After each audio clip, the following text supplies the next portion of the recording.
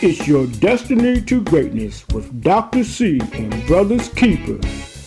Today, where we've been, where we're going, and Friday trivia. And now, here are Dr. C and Brothers Keeper. Hello and welcome to your Destiny to Greatness. Dr. C here, and I'm so glad that you decided to show up. How are you? I am fair to middling and excited to be here today. So what is that? What does that mean? Some people would say fair to middling. What does that mean? I ain't so far down that the Lord can't reach me, and I ain't up too high that I can't listen to him. Well, all right. Lovely. That's definitely going to fit in with what we're talking about today, Mr. Fair to Middling. Our subject today is, won't he do it? Won't he do it?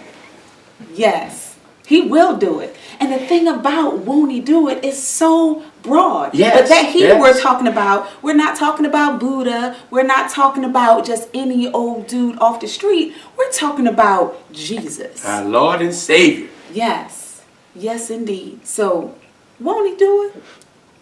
Yeah, he'll do it for you the same way he's done it for me. So this is where we're going today. Want to encourage somebody so that you'll know and believe that you can make it and somebody is in your corner, because he'll do it. And I'd like for them, when they have a problem, find your quiet place, stick your hand up and say, won't he do it? And you'll be surprised how much better you'll feel. Well, it must be kind of true, because he's been saying that, from what I hear, for many, many days. But I believe it. So I haven't quite done it that way, but I will say, won't he do it? We'll be right back, and we're going to do this show in such a way that you will be pleased and be better for it. Be right back.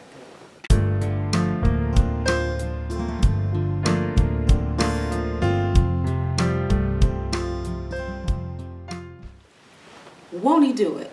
Won't the Lord make a way out of no way? And it's more than just a saying that we've been saying. Exactly. Yeah. And you know what? I understand that it's a feeling. Once you believe and we get connected to God, it's a lifestyle. Mm-hmm. And when you hear people say it, sometimes I can just smile and I say, yeah, he's done it over and over and over again. Yes, and I love when he does things and it may not be what he's already done, but he helps me to be able to make it to the next situation or to make it through a particular circumstance. Yes.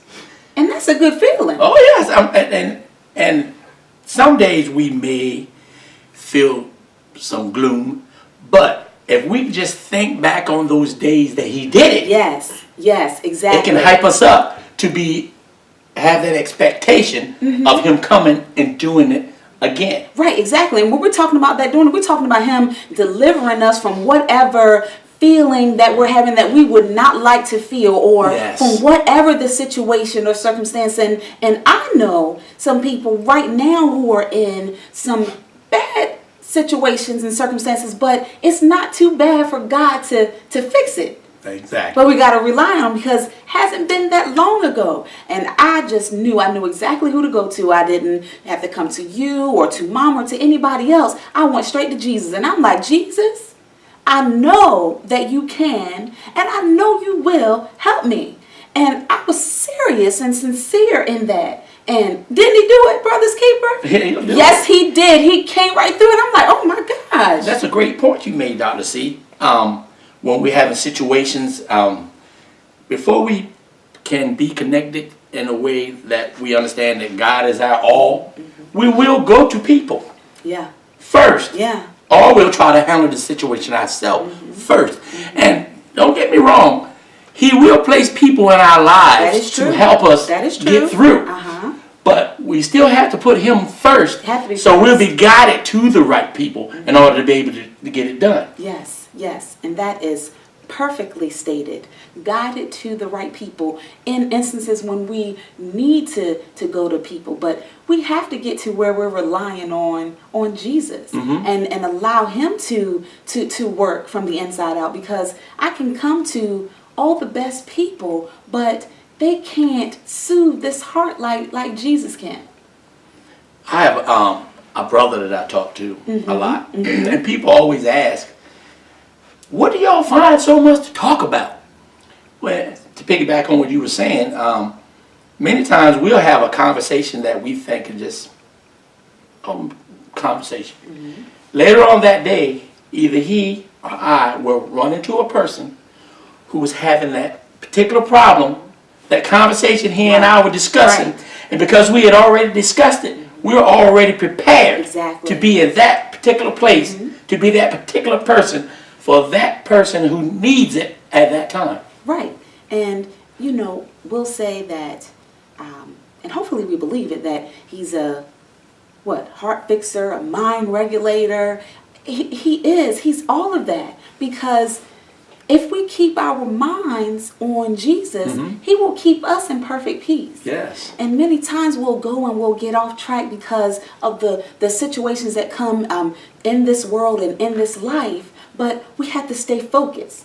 Don't get too far off. Stay focused on Jesus and he'll do it.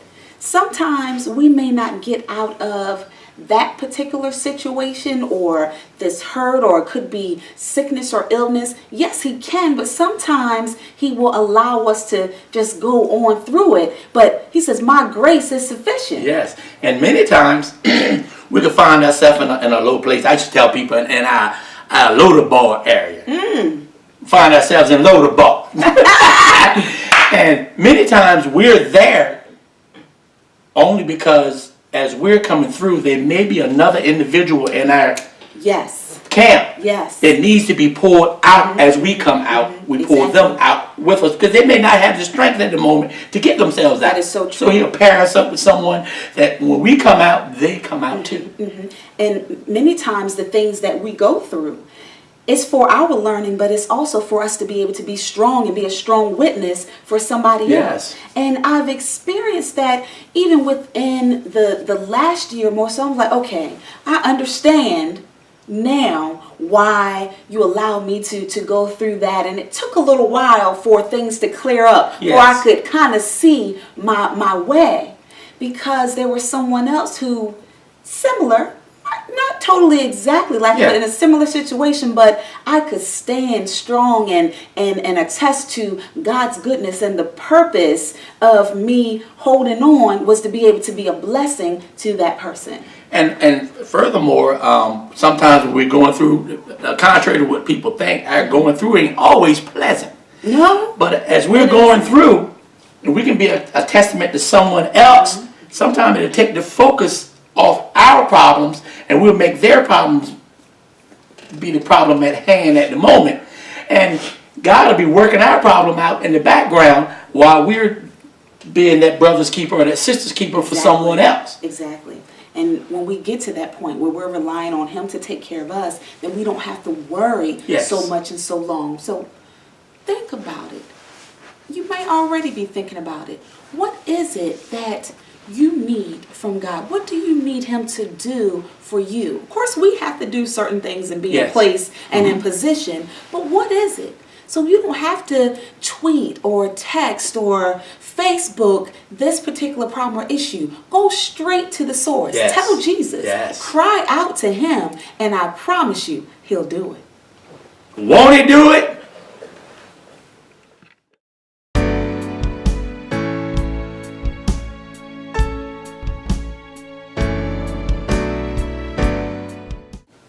We're back. And we were discussing the things that God is able to do for us. And if we have a mind that we believe that he can do it, he will do it. And if we keep ourselves intertwined with those with like minds, we will move that much further in understanding the things that God can do for us. But we have a Bible study. And the Bible study was talking about family in the Bible. Elkanah and his two wives, Peninnah and Hannah. And it goes hand in hand with the subject we're speaking of. Won't he do it? That's right.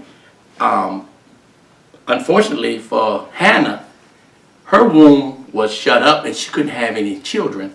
But Peninnah, the other wife, had several children. And you know how the adversary is. At every turn, she got a chance to taunt Hannah, she would. But because Hannah had faith and she believed in everything that God promised her, she often prayed and prayed, and she prayed without ceasing that she one day could have a son. Well, you know, Brother's Keeper, when you're talking about her praying and praying, it just brings me to John 14 and 13, I believe. And whatsoever ye shall ask in my name, that will I do, that the Father may be glorified in the Son. Yes. And it goes hand in hand with won't he do it? Yes, he will do it because she was asking in his name. Yes. And she promised that if she could have a son, that she would give him back to the Lord. Well, That's powerful. it came to pass that she was able to have a son. And I'm thinking back, if we were on the scene back then, someone would probably be walking around once they found out that Hannah was with child, and they'd be so excited and they'd exclaim, "Won't he do it?" You're probably right. Yes. And won't he do it? Somebody exactly like you. Yes. And I'm pretty sure it was a brother's keeper back there that won't he do it? Yes, well, that's something to be excited about. Yes. I mean, barren, and then you're able to have a kid, or you're down and you pray, and then God comes and answers that Yes. prayer. Won't he do it? Yes, he will. Yes, he will. Yes. And that brings us to Friday Trivia. Friday Trivia.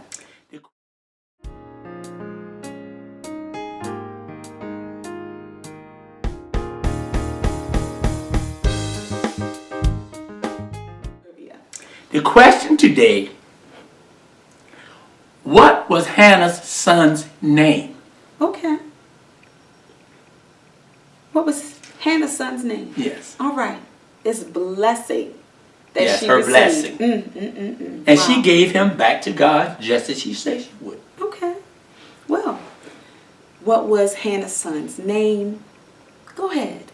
Email your answers into us by tonight, 11:59. PM. Yes, 11:59 p.m. And, always email your responses to your.destinytogreatness@gmail.com. Let this week be your first week sending in your answer. We're looking and waiting. Won't he do it? Won't he do it? Yes.